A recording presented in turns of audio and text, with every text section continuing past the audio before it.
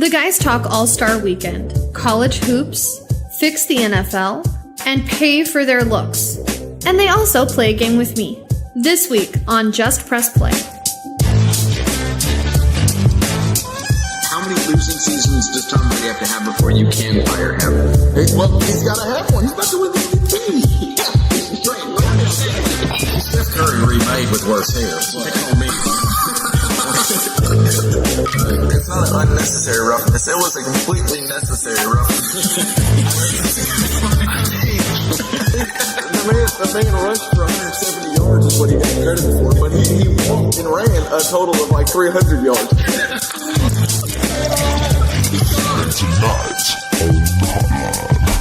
And another week, another episode of the Just Press Play pod. We got the same people here as always. You got me, Kevin, and Dad, Lifford Luthringer, and LJ Luthringer. We're all here, and I don't know how much y'all watch, but it's All-Star Weekend right now, so it's a break in sports. It's kind of a dead time with football's over.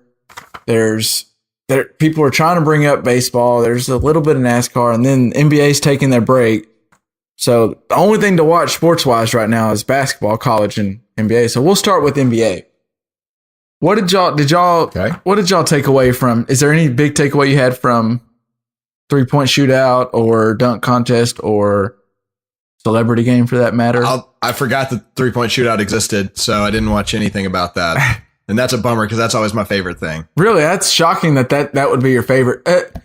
Actually, to me, always the three-point shootout ends up being not as good as I think it's going to be because just it doesn't really get me on. It never really gets you on the edge of your seat at all. Yeah. But I will say, being someone when I do play basketball I'm more of a shooter than anything else, probably because I lack athleticism. It's not necessarily because my shot's like amazing. It's just that you vertical leap is you're an earth creature. I'm just working with the genes that I was dealt from Dad here,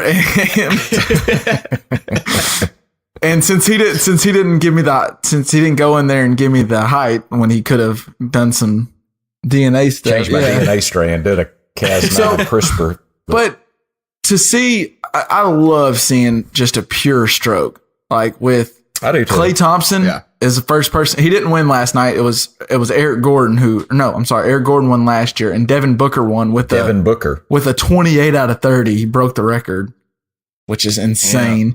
But I hate that I missed that. Klay Thompson. I watched the clip of it. He's got a good stroke. Oh, he does. He scored 70 points in a game last year. He's just a scorer. You know why? I think in the 3-point contest, it's important, a guy that you don't want to shoot a set shot, but if you're a jump shooter, it hurts you because you're going to run out of gas by the end of the 3-point shot. And so what I watched a clip of Devin Booker, I mean, he jumps a little, but it's not a big jump. And he gets rid of the ball fast. That's what makes him, just as a player, he's really good at that, but also that dude can flat out score. Like, give him the ball, get out of his way. He put up 70 points last year in a game. So, I mean, the dude can score. That's too many points. Where is he, a rookie? He's, I think, third year. He's out of Kentucky. Kentucky? He wasn't actually that. He didn't do it. He was on, I believe he was on I want to say he was on the Anthony Davis team. Might not have been. He might have been on the Harrison twins teams. But that, some of those Kentucky teams are just so stacked, they didn't have to get him to do much. And he got picked 13th, and he's probably, if they redrafted that 2015 draft class, he'd be a top 3 pick, top 2 maybe. I mean, he was good. Oh, I'm sorry. He was on the Karl Anthony Towns team. He was with that group. And dude can score. But to get back, Klay Thompson, just the way he shoots the ball, to me, I was going to ask you, Dad, since you've watched more NBA than I have, who's the best 3-point shooter that you've ever watched play? Well, I looked up some stats on 3-point shooters, and I got a few pulled up. I'm going to tell you the guy that I think was the best clutch 3-point shooter, and you're just going clutch. You're just going clutch 3-point shooter. Well, and there is a difference. There is a difference between best 3-point. I think if Stephon Curry would have been in the 3-point contest, he probably wins it. I mean, I think he is an amazing. But anyway, Larry Bird, I'm going to pull out. And I think probably people would know I would pull him out. But Larry Bird shot 649 3-pointers. in his career. I think it was in a his 13-year career. Wow. That's 13-year He career. shot or he connected with? No, hit. He hit 600. Oh, okay. I was about to say, there's no way he shot that many. So, Okay. but what's interesting, so his shooting percentage was 37.6. That's a good shooting percentage. I mean, y'all know who number one is on that list? No. On Kevin? percentage wise? Just total 3 points. Who's the leader? The Oh, league yeah. leader. I know. So, Ray Allen. Career, it's Ray Ray Allen. Allen. Ray Allen beat Reggie Miller. Reggie's too, but Ray Allen was a 40% three-point shooter. Here, a few things stuck out I want to tell you. This shocked me completely. Number 3 on the list. It blew my mind. My boy. Jason Terry blew my mind. The Jet is on the runway. Shout out to the 2011 championship. Number 3 in the NBA. Now, he won't be at the end because obviously Stephon Curry is 7 and he's going to eclipse that. There's some Curry guy that apparently is good at shooting threes. Plays a little basketball. Well, and by the way, he shoots a 43.6 clip. Okay, one last thing I got, and we can talk about this for a while. Do you know who's got the title for the most proficient 3-point shooter of all time? No. Well, there's got to be like a minimum of so many shots. Like, are you just saying, like, what if there's a guy that hit 1 3? No. This guy shot many, and he was the best 3-point percentage shooter in the NBA. Is he retired? Yep. He's prominent. He's a coach. Steve Kerr. Steve Kerr. Okay. 45.4% from 3-point range. That's incredible. nuts? That is a huge number. Wow. And so isn't that really cool that he's on that team with Klay Thompson? I mean, he's coaching Klay Thompson and Stephon Curry, and he's like, let it fly, guys. Let it fly. What's nuts to me, since we've gotten down this road a little bit.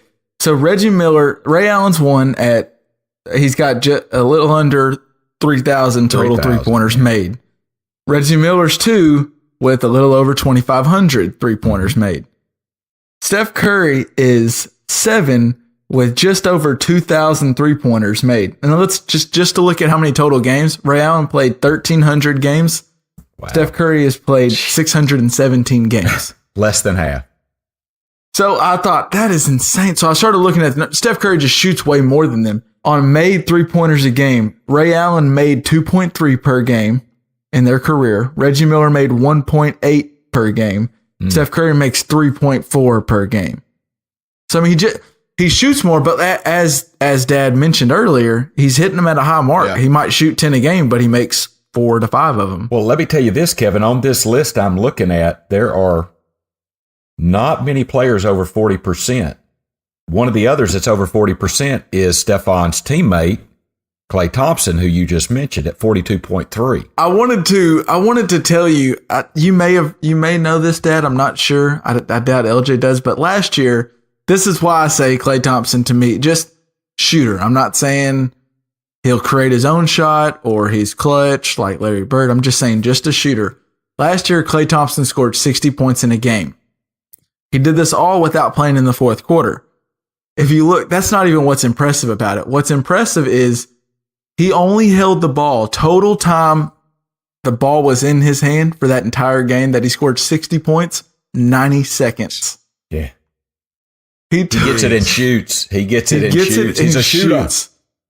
He had, he touched the ball 52 times total, which is less than the amount of points he had. He only took 11 dribbles. He bounced the ball 11 times and scored 60 points. And just to get on the Warriors for just a second. So they have a guy that can do that. They also have that Curry guy we mentioned that might be pretty decent. And then Kevin Durant might be a better shooter than both of them. I mean, potentially. Good Lord. I mean, it's just crazy. It's just, the game's just different. What I really wish, I'm sure Reggie Miller, when he watches the game now, just thinking, man, if I could get into a league where I can shoot 10 threes and the coach isn't mad at me, he would chomping at the bit. I mean, he came along a little too early, didn't he? Just a little too early. Man. It's just a different game. And I mean, it makes sense though, because 40% from 3 is better than 45% from 2. I got to mention this. So I'm looking at the only other guy over 40%. We said Ray Allen at 40. We said Stephon Curry at 43.6. Klay Thompson, 42.3. Steve Kerr, the record holder, at 45.4. Kyle Korver, 43.1. Yeah. And he's number 4 on the list. Wow. And he's still got some time left. I mean, Kyle Korver is a shooter. I mean, no doubt about it. He was shocking. Jason Kidd is on this list. Kevin, do you remember? That's just because and that's his career, man. When he first started, those Nets teams early on, I guess that's what it was. And his game evolved as he got older in his career. But at the kind of a beginning, set shot, wasn't it? It was a set shot 3 he had. When he first started, which I had to do more of this through highlights, because I got to see some of those Nets teams with him, Vince Carter, and Richard Jefferson. See, people my age don't even realize Richard Jefferson was a dog on the court. Like, he could jam on you, he could hit the three, score 20 a game. He was good. But those teams, Kidd really couldn't shoot. People backed off of him. And he evolved as he got older and got slower and lost some athleticism. He developed a 3-point shot. I didn't realize he was that high on the list, though. But yeah. Well, and he's right under Vince Carter, by the way. Vince Carter, who's still, of course, playing. Vince Carter's legit. Vince Carter's Hall of Fame, right? First ballot. Oh, I think March. The day he retires, it's however many days from then till he can be in the Hall of Fame, because he's great. I wanted to get on. I don't know how much you watched of the dunk contest, and there's just, everyone knows it. We overhype the dunk contest. Yep. We want it to be something. And you remember watching, Dad, when it was Wilkins and Jordan. Like, what's changed so much from now to then in your eyes? Because I have an opinion, but I wanted to get your perspective. I have an opinion too. All right. Well, I hadn't really put a lot of thought into this, but my opinion is you can only dunk so many ways, I guess. It's just, I mean, when Jordan and Wilkins were in it, it was fresh. It was new. I mean, they were sky. Mm-hmm. I mean, Spud Webb put a little fun into it because he was so short and could hop.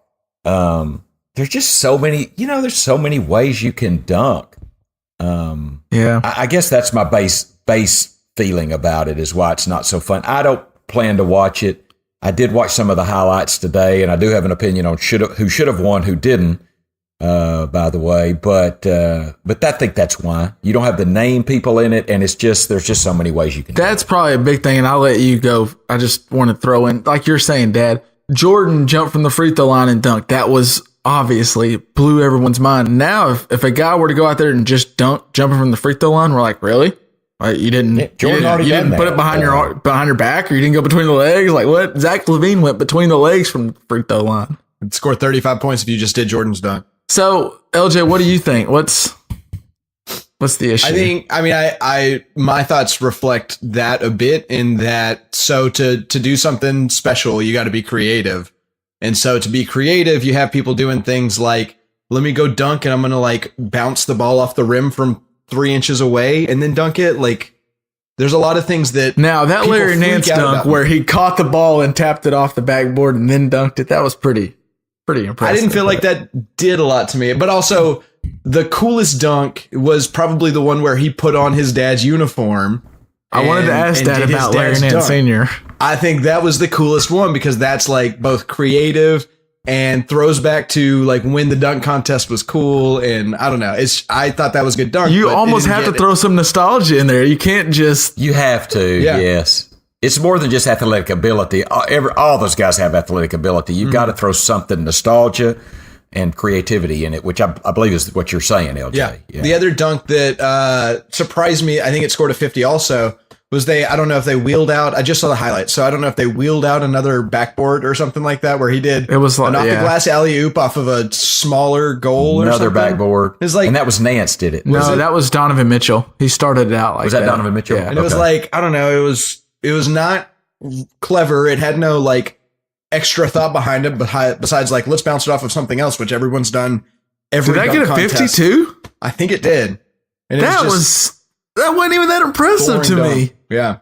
Me neither. The double kiss was very impressive, but LJ said it wasn't that impressive to him. I think it probably is more impressive to someone that's really been into basketball, played a lot. No, obviously not. No, it's on a Nerf hoop. Speaking of no one talking right now.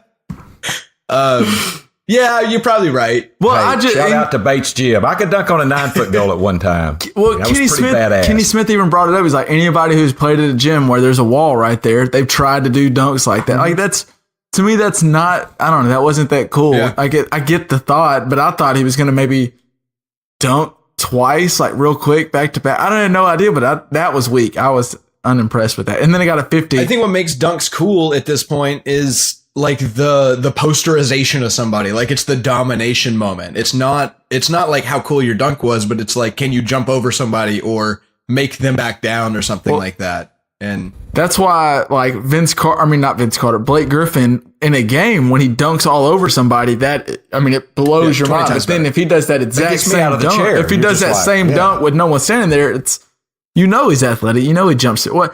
And that's what I wanted to bring up to Dad is the dunks are better now than they were then. Like I was watching, and I know I'm about to bring up some Jordan, so I don't want the whole Jordan army to come after me here, but some of Jordan's really good dunks. They were really good, but every single guy in the dunk contest now can do those same dunks, even and jump higher. Even it's just like you're saying. If you do it again, dude, that's Jimi Hendrix. So Jimi Hendrix did things with a guitar that nobody had ever seen, heard, or could even believe in their wildest dreams. And now the guy that's been playing 2 years down the road can do some Jimi Hendrix stuff. So you learn Purple Haze here too. Yeah. Michael Jordan elevated it to a new level, and some people have taken it and gone from there like they did with Jimi Hendrix. I think Jordan is a Jimi Hendrix.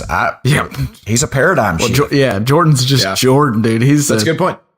Doc J was before that. One of the best, Doc J, that little I know the listeners can't see me, but he just held that hand up and dunked on that guy. It was that was unbelievable. Doc was amazing. Speaking of Dr. J, so they have him as a judge, but then the other judge, I love Chris Rock. Think he's hilarious. Love Mark Wahlberg. Think he's great. DJ Khaled even is funny to me. Why the hell are they judging dunks? I want Dr. J judging a dunk. I want Dominique. Yeah, I want dunkers to judge a dunk. Just like if I'm having a music contest, like the best musician, I want the best musicians to judge them. Like, I don't want. Well, it's like, so you guys are talking about that double tap dunk was really cool. You don't want someone like me judging it who doesn't have the same context as someone who can actually fly through the air like that. Yeah, that's like having the Devil's Kitchen guy judge comedians. Wow, that doesn't make any damn sense. Like, I don't understand that. Well, and we got to give a shout out real quick. I think the best dunk in the whole dunk contest was Dennis Smith Jr. Thank you. Gosh, I agree. That dunk was amazing, and he didn't win. I don't know why. So Donovan Mitchell got a 50 for that week off the other backboard, and then Dennis Smith does what he did and got, I think, like a 46 or 43 or something. I was like, what? Wrong. He switched hands 360 between the legs. Come on. And he can't even palm the ball. He said later, and you saw he can't palm the ball. So it's all, momentum of the ball and that was amazing. That's some Cirque du Soleil shit. That's yes, it is amazing. And also, the judges try so hard to get the dunk contest back to where it was. Like, doesn't matter. I swear those guys could do just a random dunk, and every single one, they go nuts no matter what happens. Yeah. Like, they just go crazy. I agree. Hey, can I give you a quick little fun fact on Dennis Smith Jr.? Please do. That's my Mavs. So he tore. I've got to watch him play some. I've watched him just a little bit. He tore his ACL in high school as a junior and was dunking again in. There is some discrepancy. His dad said 2 weeks, but I think it's 2 months. But so let's say 2 months. Well, either way. Within 2 months. You know why? Jesus. The doctor actually went in there. He truly has an extra ligament in his leg. He really does. He has 2 ligaments in whichever one he tore his ACL. And so it didn't really stop him. I mean, his other one will heal, of course. But he has, 5? There's 2 in each knee. And he has 5 total. So he has 2 in each knee and another one in his whichever knee he tore his ACL. My boy's got game. Dennis Smith is really good. He's got game. And he's also got them good genes, apparently. they found the right mutation for that one. Boy, no kidding. 2 ligaments and the hops DNA. He was dunking. He was 14 when he first started dunking.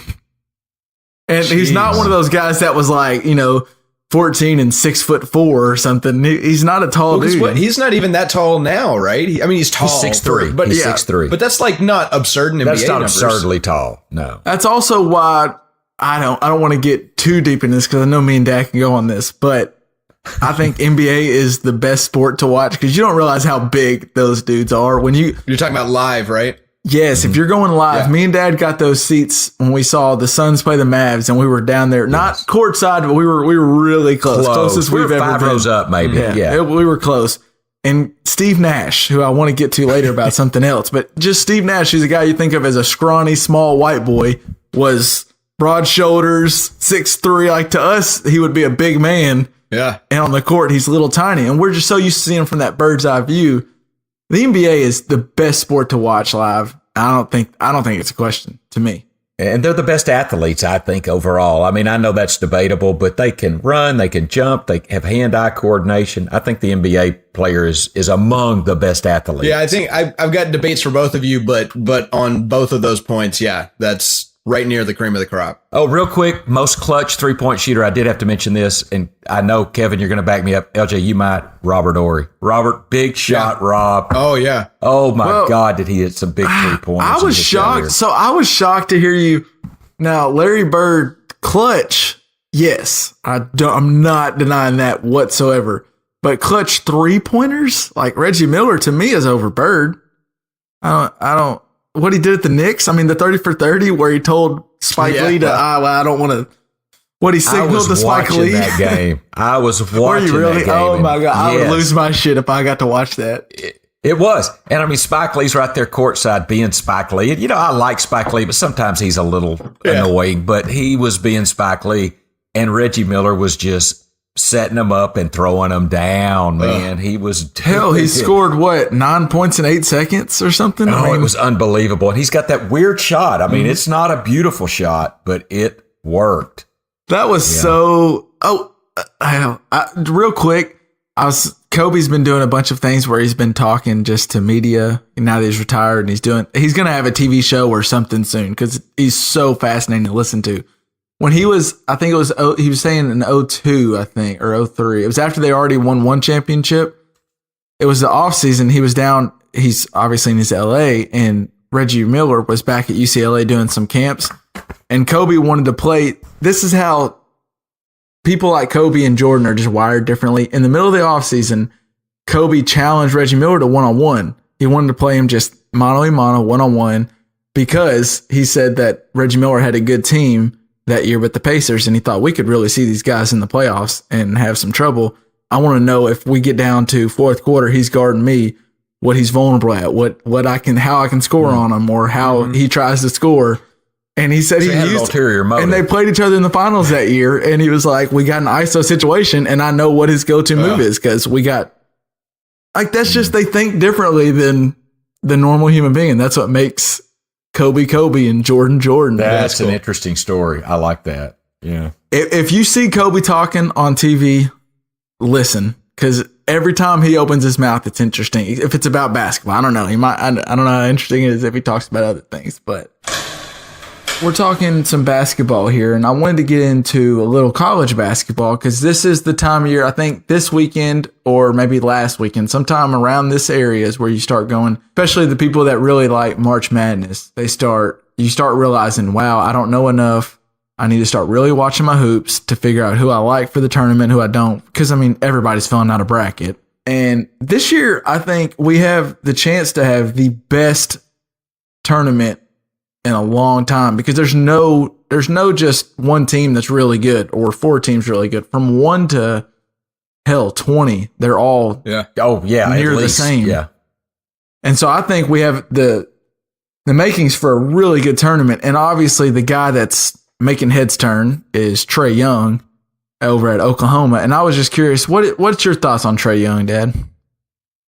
Well, I'm amazed by him because not only is he a shooter in the line of Stephon Curry, I mean, he can he's very quick release. He's molded his game completely from watching Steph Curry.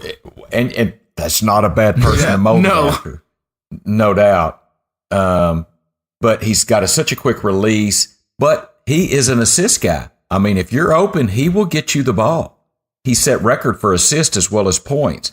I did look up something in high school on him, and we talked about Pete Maravich in another one way back in our deep archives of 3 previous episodes. Back in our deep archives 3 episodes ago, maybe 2. But he averaged 25. He was 25 points, 5 assists, 4 rebounds as a sophomore. He was 34 points, 5 assists as a junior, and 42. He averaged 42 points a game his senior year. I did not realize. I mean, he's Pete Maravich type numbers. That's crazy. It's crazy that you brought up that, because I was looking at some of his high school stuff too, and his assist numbers weren't like it is now. And I guess it's just a difference of playing with more talent. But he got better every year, but I think his senior year he averaged like 4 or 5 assists, and now he's averaging damn near 10. I don't know if he was at 10 at one point, almost. But he's insane. And that's what's happening is these guys I think this is why young players, I was talking to Lane, one of my friends he coaches high school sports, and he sees this firsthand sometimes is guys want to go play basketball because, football has the whole thing with it's dangerous, whatever. But everyone thinks they can make it in basketball, and especially now more so than ever, I think, because before it was Michael Jordan, LeBron. I'm not that. I will never be 6'8" and the most athletic person on the court. But when Steph Curry's doing what he's doing, he's skinny. He's not short, but he looks short. He's like 6'3", I think. I mean, so these guys think, well, I can be Steph Curry. And that's why I think Trae Young's just the start of it's a new era where these young guys are wanting to be Steph Curry, and they're learning, if I can get my shot off at any point and knock down 35 to 40%, then it's tough. And what makes Trae Young so good is he's really good at what I really like about him is he'll dribble in the lane. And I first noticed who really stood out to me doing this was Rondo, even though Rondo couldn't shoot, but he would dribble in the lane and he would never pick up his dribble or jump. He would just keep dribbling, and he'll even dribble all the way back out. But so it's always alive, and you always got to be looking. And Trae Young does that same thing, and I think that's why he's so dangerous as far as passing. And that's why I don't think the future Hall of Famer, Steve Nash, doesn't get enough credit for really Steph Curry's game's molded after Steve Nash. Steve Nash didn't shoot like that, but they're the same players. Really, they are. It's just, and that era, Steve Nash didn't shoot quite like Steph Curry can shoot now, because like we talked about earlier, you just weren't shooting 9 threes a game. Steve Nash, by the way, was on several of the top 3-point shooters of all time lists because he had a good kind of set shot, 3-point shot. You had to respect it. And he was good. If you were open, Steve Nash was getting you the ball. I would love to play with Steve Nash. That's a guy you want to play with. Steve Nash and Mark D'Antoni, when they were on the Phoenix Suns, when Amar Stoudemire first came up, they were just a year or 2 or 3 years ahead of their time. I mean, they are what the game is now. Yeah. Literally, that is what basketball is now.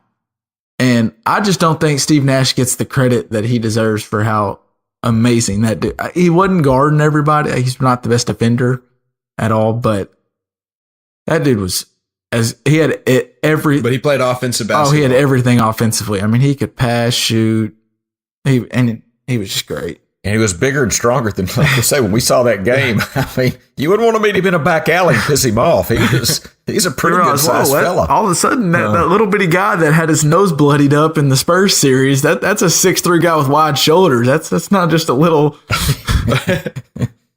One thing. An assist for Trae Young, Kevin. I did want to tell you this. So he had 22 in a game in December of 2017, tying a record, a single game record. He tied Sherman Douglas. You might remember him, but he tied another guy you'll remember, Avery Johnson. Really? Avery Johnson. Wow. From Alabama, right? He was at Southern. Yeah, but he's coaching at Alabama. But okay, his son's actually playing under him now. But is he? Okay. But I thought that was interesting. He had 22 assists in a game and tied Sherman Douglas, who's a guy my generation will remember. Oh, Avery Johnson. Avery Johnson. I love that Johnson. Voice. And a guy, I should throw in Tony Fairley from Charleston Southern. I don't remember Tony Fairley, but 22 assists in a game. Anyway, Trae Young. Trae Young's a legit player. I hope he stays at Oklahoma one more year, personally, but I doubt he will. Well, and that's what's funny is he's the talk of the town college basketball wise, but to NBA people, he's probably getting drafted 7 at the top, maybe down lower. There's just Why is that? It's just he's a little shorter, kind of skinny. He's skinny. There's just guys like I don't know if y'all seen him yet. There's Mo Bamba over at Texas. But he's big. He's I don't know, and I wanted to ask you this, Dad. He's probably 6'10", maybe 6'11", but his wingspan is 7'10". Yes. And when they had him come do the post-game press conference after they beat Trae Young's Oklahoma team. I've got his wingspan is 8 foot. I looked that up. He's got a 8 foot wingspan. That might be right. They said 7'10" when he came on that little post thing, but I don't know. But so if he's got an inch on his ankle, he doesn't bend down at all. They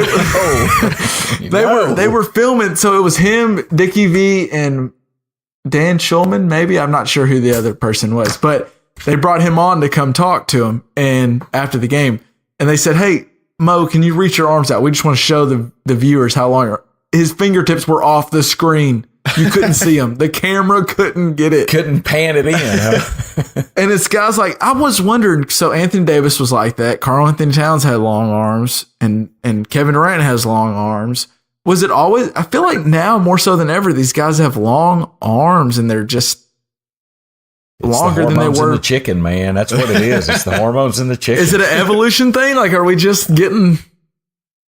I don't remember seeing guys with arms like that. Jeez. I mean, that's an 8 foot wingspan. Jeez. Well, and so what happens, LJ, is those guys, and now everyone learns to shoot a little bit. These big guys learn to shoot a little bit. They're also 7 foot. They can protect the rim. That guy's more important. Where Trae Young, if he can be Steph Curry, well, if you're guaranteed, they'll take him first overall. But the odds of him being Steph Curry or maybe a starting point guard, you're taking a 70% chance of being a Dirk over a 20% chance of being a Steph. Right. Yeah, that's it's the idea. It's a higher ceiling, lower floor type of thing. Yeah. Mm-hmm. If nothing else, I know Mo Bamba is going to protect the rim. Yeah. Fair enough. And that makes maybe sense. He puts on weight. There's also a guy y'all need to watch him, DeAndre Ayton over at Arizona. Really, really good. Michigan State's got a couple of guys. He's 7'1" with a 7 foot wingspan, so a full foot less than Mo Bamba. And he's wider. He's the number 1 pick to me. There's also a guy, Luka Doncic, from overseas. I always get skeptical about these overseas guys because you never know. But he's playing professional basketball, and he's getting a lot of comparisons to your boy Larry Bird. What does he play, Kev? He's a 6'6" He's like a small guy, forward. He's like 6'6", 6'7", plays the Playing the forward. And in today's NBA, when it goes small ball, he'll play the 4 a little bit. He can shoot, dribble. He's got a little side, like thickness to him. He can play. He's good. He's one of those. He'll go top 3 just because his floor is really low. He's going to be productive regardless. He might not end up being Bird, but he'll be a good player no matter what. You feel like they got to change. Right. I hope they change. I don't know how they can, but the one and dones to me, I just don't like it. I would rather them just go straight out of high school or pay them. Well, if they stretch it, I saw there was some talk about stretching it to 2 and done.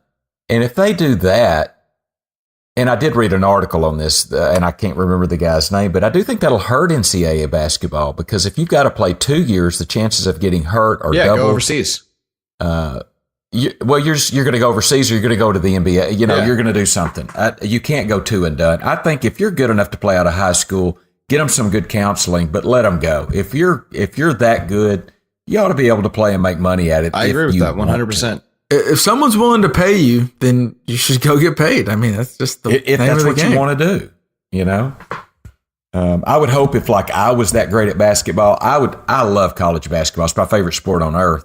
I think I'd play it and try to get a good insurance policy on myself is what I would do. Because I just think there's nothing like you'll never get the college experience again. Who's paying on that insurance policy though? Like, how does that work? Well, I'm just, if you have the financial wherewithal, if your folks have some financial backing and they can get you that insurance policy that will pay you $10 million if you get injured, which I don't know what that expense is. I don't know how much that costs. I bet it's not cheap. I bet it's not something most college athletes could even consider. Yeah, I don't know. I don't know what the answer to that would be. I wish the one and done wasn't. I would like to see more kids play longer in college basketball, but I get why they don't. I think I agree with Kevin. This might be a longer form discussion that we might need to hit at some point. But I mean, I think you pay the players, and that's how because if you're allowed to make money off of playing college basketball, then you're not as worried about making sure you get paid as quickly as you can and not get hurt in the meantime. I don't know. Well, and we can get it. We got a next topic to get on to, but I think they already are getting paid in college, and the FBI is about to shut that shit down, but we'll see. All right, and joining us for a new game we're going to start playing is Hannah. Hannah, will you take it away? So we're going to play a game called Free Samples, which is you guys are going to guess what song used the clip I give to you first as a sample in their song, or just blatantly ripped off the song, because some of those are like that. Okay, so you're gonna play a song, and we're gonna have to tell you who sampled that original. You're gonna play the original version, and we tell you the song it was. Yes, sampled? I'm going to play the original version, and you tell me. You can either name the song or the artist of the song that used that as a sample. So, for example, I think I might be better going backwards. Okay. So for example, here's a song that someone used in a sample.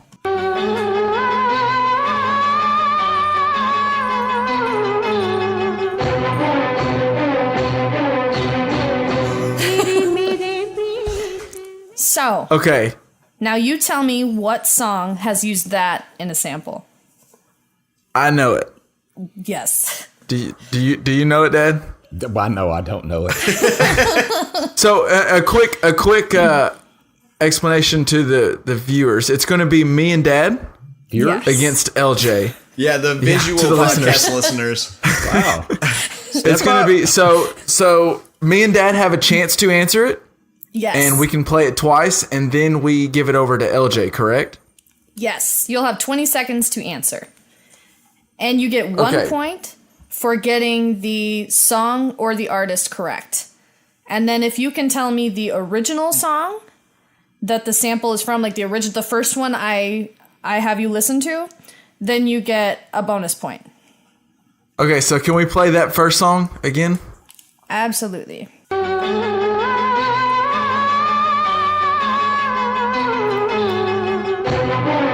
All right. I think I got it. I have no idea what the original version is, but that's Britney Spears' "Toxic," right? Yes, it is. All right. Yes. So that's your sample question. Kevin had already heard that one before. That is true. Oh, Cheater. wow. Okay, So it's really good. I would have got it either way, I think, but So that's how the game works. okay. So now that we know, let's start it up. Ready? Okay, so here is your first one.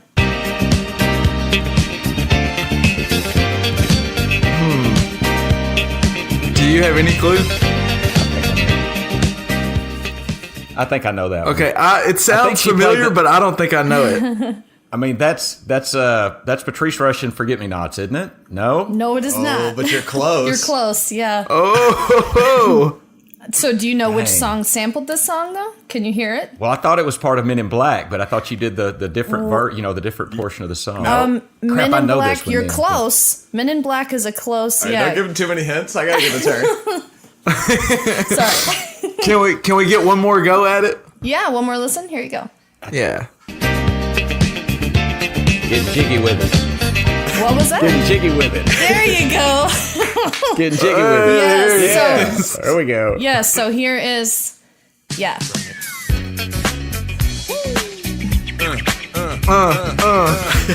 So that was Will Smith's Getting Jiggy With It, but the original song, do you know the original song?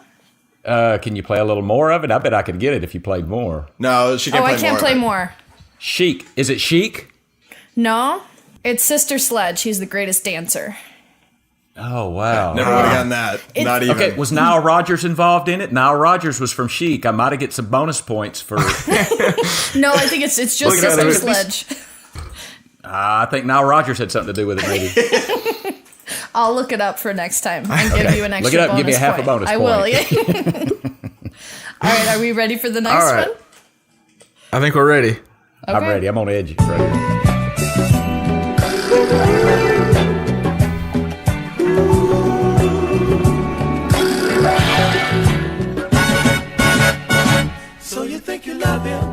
Oh, I know Okay. it, boys. That sounds familiar. I know what's missing. I feel like is some like real deep voice and like almost a seductive like, oh, and here Ooh, you you're are. getting close. You're getting close with that. Like old Barry. What's Barry White? Yeah. That's a Childish Gambino song. I think. Did he use it or no? No, he did not. No. Oh, that sounds like 10 more seconds. I don't know it. I guess we'll. I don't know it. Yeah. I think we got to Right. pass this one to LJ, and I feel like he knows it. LJ, do you have it? Long as I got my suit and tie. Oh, that's it. Oh. Yep. It is. Justin Timberlake, Suit and Tie, sampled that one. Do you know the original song? Probably No, not. I have no Okay. idea. No, but I was digging it. I mean, it had a good groove to it. It's a groove, man. That is a jam. It's by Sly Slick Wicked, and it's called Show Nuff. Okay. It's really Oh yeah, JT has an ear for some good music. Yeah, that was a good one. Who was the artist? Hannah? the Original? original one. Slice like. Sly Slick Wicked. Never heard of Slice. I know that one. Okay. Just know he can put out a banger. Yeah. Anyway, next. We ready for the Alrighty. next one? All right, here we go. I got it. It's not your turn yet. I know. Just trying to be intimidating. Oh, I got it. You got it? Yeah, got it. Dad, you gotta have this one. I think I know it, but you say it. California You love. knows how Yes. to party. Absolutely. That's it. That's it. Good job. I didn't know that was a sample. Yeah. Wow. That's a jam. Yep. Can we say they barely changed that, by the way? Yeah, Oh, they yeah, it's really like ripped that was off. like the same thing. Yeah. Yep. I didn't So- realize that was a sample too. That's what's crazy. A lot of these songs, I didn't realize they're samples, and there's a lot I didn't know of any them. of them were samples until recently. Yeah. All right. Original artist. Joe Cocker, and it's called Woman to Woman. Okay. Yep. Wow. Oh. Okay. Joe Cocker. Man. Wow. Joe Cocker Shout makes a jam out. too. Yep. Shout out to Joe Cocker. Well, and Tupac, you know. Yeah, for sure. For sure. You know, yeah. R.I.P. If he's dead, we're not sure. We're not sure. He and Elvis may be making sandwiches. So right now we have Kevin and Liff with 2 points, and LJ has 1.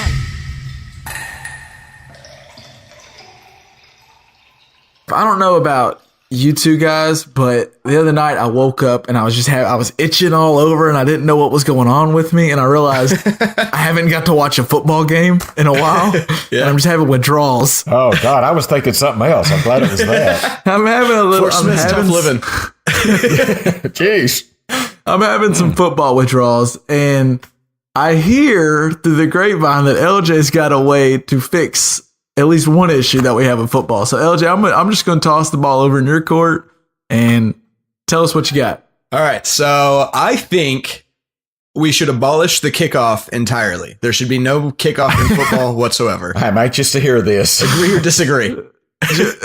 Well, on that notion right there, disagree. He's got it like I back when disagree, but I want to hear it. it's like back when you're at the yard and you start at the mailbox. Like you start at the mailbox on this side, you start at the tree on this side. It's just Well, so why? so LJ, tell us why. Well, first I want to know why. Why is the kickoff a good thing? It's exciting as hell.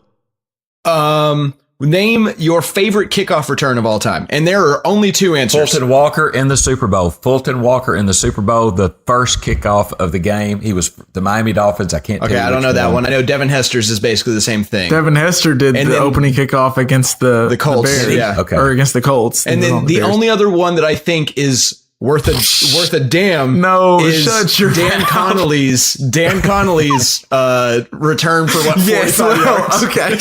I'm sorry for telling you to hush. Anytime a fat guy is running with the ball in football, I'm all in. That's my favorite kickoff return of all time. But if you look at, okay, so no, well, there's a lot of kickoffs. There's those 108-yard returns. those I love are them. almost always field goal returns. Look at the stats there. The Music City Miracle. Okay. And I don't want to drop my mic because I don't want to break it, but okay. So if you look at the majority of kickoffs, the large majority of kickoffs are the kickoff returns for a touchdown. I mean, are you make one cut, the blocks line up exactly how you need them to, and you just run straight for 80 yards. That's all you do, right?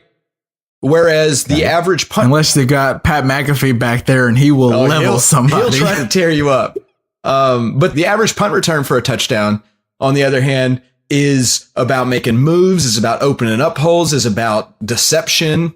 You can name any Dante Hall play of all time, and it was an exciting, interesting play. Punts are interesting. Kickoffs tend to be, even the touchdowns tend to be relatively boring, in my opinion. Okay. The other thing, I agree with you. I agree with you that punt returns are better than kickoff returns. Okay, for sure. But best punt returner of all time, Eric Metcalf. Do y'all remember him? Not really. No. Might have been a little before. He was a UT guy. His dad, Terry Metcalf, played in the NFL. Eric Metcalf was an amazing punt returner. He was shifty. I mean, all that stuff you said about punt returns. Eric Metcalf was such a guy you wanted. The best punt return I've seen in my life was Joe Adams at Arkansas. I'm also an Arkansas fan, so that helps. But me and Dad were at the game against Tennessee where he made, I think, 9 people miss. Well, he made 11 tacklers miss, but it was 9 people. He had enough time where guys got back up and missed him a second. But that's punt returns, though, right? I think that's the thing is punt returns are the best. A punt return is more exciting than a kick return. A touchdown, at least. A punt return touchdown is more exciting than a kick return touchdown. So if we're taking the kick return out, what are we doing, LJ? Well, no. I got to tell you, I got to give you all the reasons the kickoffs are bad. There are so many reasons why they suck. Oh, we're just scratching the surface. We're scratching the surface that they're generally boring. Okay, so. Okay. To compound on that, 76% of kicks end up within 5 yards of the touchback. If you kick off 4 times, 3 of them end up within 5 yards of a touchback. And that stat is just keeping up with, it's generally only affected by the fact that the touchback has been moved up 5 yards. It would probably be something like 70% of all kicks are touchbacks. And that is because now they're drafting people to kick touchbacks. And that's the least interesting play in all of football. Am I right? And then extra, well, yeah, because they moved the extra point back. Yeah, so that's kind of exciting now. Yeah. And why would they want more touchbacks? No answer. Okay, you got it. So I mean, yeah, obviously you got us. The answer is because they want less concussions, right? Because 6% of all kickoffs right, because it's less guys. 6% of all kickoffs result in a concussion. 4% of all other plays combined result in a concussion. So you're 50% more likely on a concussion or on a kickoff to receive a concussion. And the reason is because you line up and run 60 yards and then headbutt somebody. That is how a kickoff works. That is the way that you open up a hole for your running. I mean, it's literally just telling big guys to run full speed. Get as fast as you possibly can and run with more than 7 yards. Like, yeah, you're telling, like, here's 45 yards, now hit. Kevin, he's about to convince me. I'm thinking, I'm liking what he's saying. So if you do a touchback though, right, then you're less likely, I would imagine, to have concussions on that play, right? Wouldn't you think? Yeah, you would. Yeah. Except for the fact that the blockers don't know that there's a touchback until they hear the whistle, and they usually hear the whistle after they've engaged their block. So it doesn't save anybody but the ball carrier on the contact on almost every kickoff. Well, see, let's get some debate here. I think the concussions happen more so when the guy brings it out and you see those run straight at each other. Do you have numbers on it? I don't have numbers on that particular. I don't think I don't think on touchbacks you get a lot of concussions because you see a lot of those guys just run out the back of the end zone because they just kind of. I get where you're going, but I think no. The point I'm trying to make is that the people who don't know that there's a touchback happening are still running 20 yards towards each other and hitting each other before they found out that the guy in the end zone knelt. There are some people that make it past the blockers and run towards the ball carrier. The ball carrier doesn't have an injury, but there's still a significant number of people on the field that are making that 20-yard journey towards another person running 20 yards at full speed and headbutting each other. The touchback maybe saves on some concussions of the people that realize there's a touchback happening, but it doesn't save on nearly all the concussions. So, see, and I just don't think those guys aren't the ones getting it. Those guys that are still running into each other aren't the ones getting concussions. Those are the ones blocking each other. The ones that are getting concussions are the ones at the back who notice it's a touchback. The ones getting the concussions are on the blocking end and on the getting blocked end. They're not the ball carriers. The ball carriers tend to be okay because you're making moves and. Well, no, yeah. I'm saying that back line. Yeah, it's the back end blockers. Blockers. Sure. The wedge, if you will. But they're not. I mean, how long does it take to get an NFL athlete to get up to full speed? How many yards? 7. Probably about right. Okay, so then the guys running from the back end are just as close to full speed as the guys running from because they're 10 yards apart. The first few people, right? So if they're running straight at each other and they've got 14 yards to go, then you say both people are full speed, right? You got. I mean, I don't think it's as bad as you're saying. I'm with those Kevin, guys but on the second line are running back towards the ball, and then they run backwards until they start running forwards. Okay, but they got to set that block up before the guy knows. Some of those guys, I get you. I'm with you. Let's concede the point. The most boring play in football, in my opinion, doesn't help with trying to get more of the most boring play in football doesn't help with the issue that it's trying to help with. The other thing is this is a weird statistical thing that I did not expect. A team that makes it to the 40 every single time on a kick return only scores about 0.016% more per year. Wait, say that one more time, please. If you got the ball to the 40-yard line on every single kickoff return, you were only you have a 30% chance of scoring a touchdown. Okay. If you get it on the 20-yard line, you have a 22% chance of scoring a touchdown. So I looked at how does that affect the average team?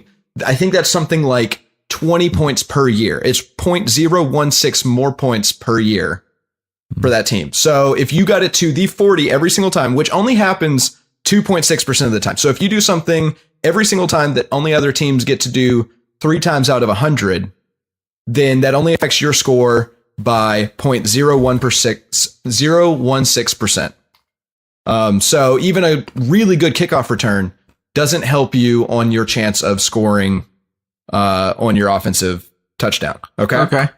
So even a good return's not all that great. So I think the only other thing to touch on as far as what is good about a kickoff is onside kicks, right? Dang it. You got my biggest argument. They give teams a chance to win when they are trying to make a big comeback, right? They're exciting. They're interesting. I would argue that they are the only play in the entire sport that makes everybody doing it look like a shitty athlete. It's so right. It's not a fun play to watch, and it's completely based on you have a 1 in 20 chance of recovering an onside kick in the fourth quarter. It's essentially a 5% chance, correct? Every time. That being said, I know the odds are they're probably not going to get it, but that being said, doesn't matter if it's a team I even care about. If there's an onside kick being done, I'm going to stop and I'm watching that play. Okay, every time. Well, what if there was a way to What if I told you? What if I told you that there was a way to have that same sort of excitement and that same sort of air of anything could happen, but it's not luck based, it's skill based? Would that be something you'd be interested in buying into? I'm listening. Okay, so this is a solution to the kickoff problem, as I've outlined, from Greg Schiano, who, think what you will about Greg Schiano. Wait a minute. Hold the phone. So the guy that on kneels will take out the blockers, when the quarterback's kneeling because the game's over, he'll instruct his defensive lineman to take out the knees of the offensive linemen. Has a solution to making football a safer place. Safer and more interesting, in my opinion. But yeah. He's really turning the corner. So this started when he watched a player of his named Eric Legrand get paralyzed on a kickoff. Yep, I remember that. And so he decided this is not an acceptable. This happens too often. This is not good enough. Greg Schiano's solution to this problem is that if you are the kicking team, instead of kicking, you receive the ball on 4th and 15 at your own 35-yard line. I just scored a touchdown, and now I've got the ball 4th and 15 at my own 35. And so in any situation besides the craziest, you're going to punt the ball, right? Right. Where you have less injuries and more exciting plays. Okay. Bring it. Right. And then if it's say, fourth quarter, you're down by a touchdown, going for it on 4th and 15 yields about a 1 in 5 success rate. So you have more of the team having a chance at a comeback actually happening. And you also get to say, like, let's imagine the Steelers-Jaguars game this last playoffs, right? So they kick an onside kick. It was an awful looking play. It failed. It was the worst onside kick in history. But instead, let's give Big Ben, Antonio Brown, Martavis Bryant, Le'Veon Bell a chance at the ball, 4th and 15 at their own 35 with about, let's see, I wrote down that it would have been with 2 minutes and 19 seconds left and they would have been down by 7 points. If they get that 4th down conversion, then they have 2 minutes and no timeouts to try to tie up the game. Is that not a much more interesting situation than what actually happened? Well, they could kick it and stop the other team, in 3 plays and make them punt back. That's an option too. If you're not comfortable with your 4th and 15 offense, but you're comfortable with your defense. That bears some thought. I've not heard that before. From a fan perspective, hell yes, that would be awesome. Give Big Ben a chance and let's see. But no, from a perspective of the game, that changes the whole thing. Like, if you're telling me, like, if I'm Mike Tomlin, you're telling me you can either have 4th and 15 at your 35 or you can try to kick an onside kick. I mean, yeah, hell yeah, I'd rather have the ball. Well, sure. But I think that you're giving way too good of a chance to the team that's losing now. I don't know. It's just a I think the thing is you're giving a chance to a team instead of saying, let's roll some dice and see what happens, which is essentially what an onside kick is let's see if you kick the ball in just the right way that the point bounces it straight up instead of forward, then you get the ball back. So if you get that random happenstance of physics to happen, sure, great, that's awesome. But otherwise you lose, period. How about we put it in the hands of the players that got you into this position to have a comeback and put it on the hands of the defense to say, no, not today. That's my key, the defense. If I think I should be able to stop somebody on 4th and 15, you've got one play to make 15 yards and I'm the defense guy, I think I can hold you to less than 15 yards. And that's my ball. I win the game. And about the same point as an onside kick would be. So you're like almost in field goal range. That's intriguing. I want to think about it a little more. Kev, you're a skeptic. I see a skeptic. Well, I don't know. Maybe I'm just being stubborn, but you're giving. No. I am just being stubborn. Yeah, but you're giving the offense or the team that's down such a better chance. No, you're not. At first, I don't think you are. The defense still has an 80% chance of stopping them. They have a better chance. It's just this is better than onside kicking.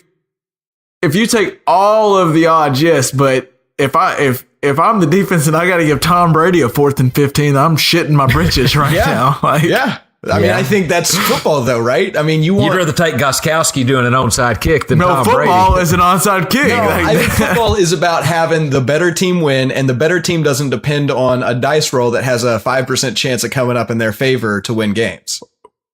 What are we doing mid-second quarter for a kickoff instead of the kickoff? What do? We just take the ball at the 25 like a touchback? There's not any information on this. I think that's where the biggest black hole of this is. How do you start a game and how do you start a half? And I think the answer is it's 4th and 15 on your 35. I think it's the same. You still have that chance to. Well, I would guess it would start like whoever picks receive gets the ball at the 20-yard line. I mean, I think that's reasonable. Yeah. That's one way to handle it. I think my way of handling it would be you pick, do you want to have the ball 4th and 15 or do you want to be on defense 4th and 15? There's definitely some there's some legs to the argument. I think the main reason I'm saying no is because I'm just being like, no, that's not football, well, what I would love the most about this is we get the most irrelevant thing in football where they kick an extra point, we go to commercial, we come back, we kick a kickoff as a touchback, we go back to commercial, then we come back to football. At least we cut out that stupid Two of the most boring plays in football happen, and then we watch 5 minutes of ads before we get back to more football. But me being a total football junkie, I'm going to sit there just in case he returns that kickoff back, which he probably won't. The odds are he's not, but if you could eliminate a play that is the most boring play in football that also has a 50% better chance. It's the second most boring play. Touchback is second to what? A kneel. Oh, well, it depends on where you sit. It depends on which team you're rooting for. A kneel can be pretty fun to watch, but I agree with you. You make a good point. If you're someone who took the Vikings -6 and they're kneeling the 2-point conversion, and that's not a boring play at that point. But yeah, if you could take a play that doesn't seem to matter in the whole scope of things where you return it unless you get a touchdown. And if you take a play that is 50% more likely to cause a concussion, and you take a play that is 98% of the time boring, and you can eliminate it and have something that is just as exciting in those situations where you need to come back and overcome a deficit, I don't understand why you would at what point is that not a good deal? All right, yeah. I do think your argument had more legs to it than I thought it would. I thought I was going to have like all kinds. I was going to be like, LJ, you're stupid, and there's parts of it I think it'd be so enjoyable. What I'd way much rather see Big Ben with the ball 4th and 15 than the Steelers do the shittiest onside kick in the history of football. I want to think about it. I want to think about it. You just popped this on us. We've just never heard of this before. I want to think about it. Also, think about it. But I like your idea better than I thought I would. I've got to say that. Mm-hmm. I'd like to say if we're trying to make football safe, the onside kick has got to be terrible too, because literally the guys on the front line, they say your job is to just demolish the front line, hit them. No, you're not even looking at the ball. You're just hitting them as hard as you can. Down. Yeah. So, that doesn't help CTE. Right. And all the concussion stuff. LJ's just trying to make football great again. That's all he's doing. So here's my question for today. You meet a wizard in downtown Chicago. The wizard tells you he can make you more attractive if you pay him money. When you ask how this process works, the wizard points to a random person on the street. You look at this random stranger. The wizard says, I will now make him $1 more attractive. He waves his magic wand. Ostensibly, this person does not change at all. As far as you can tell, nothing is different. But somehow, this person is suddenly a little more appealing. The tangible difference is invisible to the naked eye, but you can't deny that this person is vaguely sexier. This wizard has a weird rule, though. You can only pay him once. You can't keep giving him money until you're satisfied. You can only pay him one lump sum up front. How much cash do you give the wizard? So you're kind of playing with fire here. Like you can go a lot and make yourself super attractive, but if you feel pretty good about yourself, you could just go, I'll pay him. Pay him a little less. So he's a cash only. You can't run to an ATM. I get the idea. You can pay him any amount of money you can afford. Okay, so I guess that doesn't give me any more money than zero. So, well, but I think being reasonable. I don't know. Don't get. So I'm trying to think. I think I've got $50 on me right now, and so what percentage of that $50 would I be willing to give up to be vaguely more attractive? $1 made this guy vaguely sexier. So 50 times that, 25 times that. Yeah, but also it's nice having some money on me. I don't know. Yeah, but if you're quite a bit sexier, you're probably going to make more money. I don't know, but $50 sexier LJ in tech theater. I think you need to go to the bank, LJ, personally. But I think we might be still trying to find our way up to average from that point. I don't know that. I don't know. I don't want to get us down a huge rabbit hole here, but interesting. So it doesn't actually make you any better. Like the naked eye, you look the same, but you're more attractive to. He only made this person $1 more attractive. So to the naked eye, you couldn't see anything. I think if you give him 50 or 100, you give him $300, and all of a sudden, you do look different. You look more attractive. So what does Channing Tatum? How much money are we talking here? I think that's the thing is you can't know, right? Is that $1,000? You can't know. You're just trying to guess, and you're saying, okay, so $1 times what?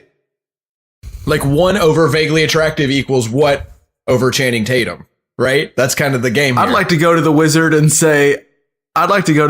go, I will take a Justin Timberlake, and can we check out now?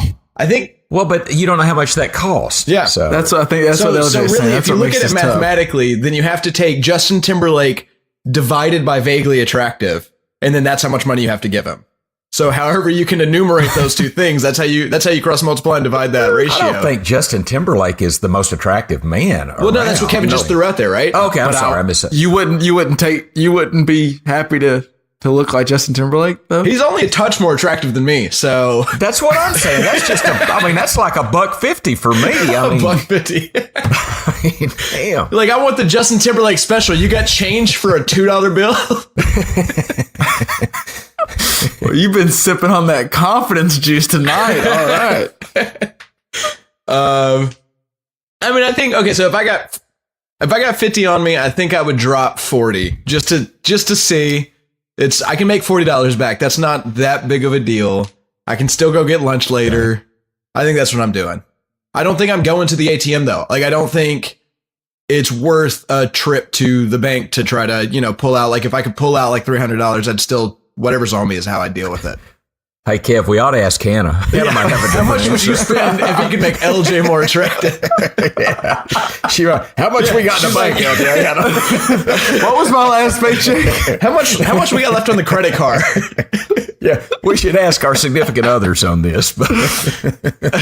Well, and considering that I don't have a significant other right now, you might need to pay a little bit extra. Yeah, I was going to throw out, I think I am going to the ATM. I'm not like pulling out. I'm not like going, we need to transfer funds from the savings over to the checkings here. But I think I'm dropping at least 100. I might reach around 300 to 500. Okay, all right. I'm 500 large. I'm giving him $500 for sure. 500 was my max. 500. See, 500 was my max. It's because I think me and Dad live on a little bit different of a budget. But I think 500 was my max. I was thinking 300 is probably where I'm sitting.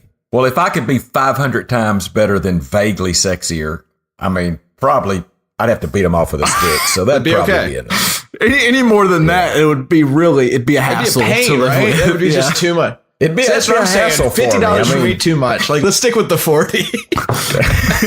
It's already a hassle for LJ as it is. So, okay. So LJ, let's summarize. LJ's giving $40. Kevin's 300. I'm giving. I thought you were dropping a G on him. No, I would drop a G. Maybe, but I'll stick. I'm also saying that the $40 only is because I have 50 on me. Usually I have 0 on me. I'm not going to the bank. I'm just letting it be. See, LJ's gonna go like check his cushions for a couple of quarters and give it to the lizard. They're not there. That's fine. I'll give you $40.37. I gotta hit McDonald's up after this, which probably totally cancels out that $40. But yeah. Oh, all right. There you go.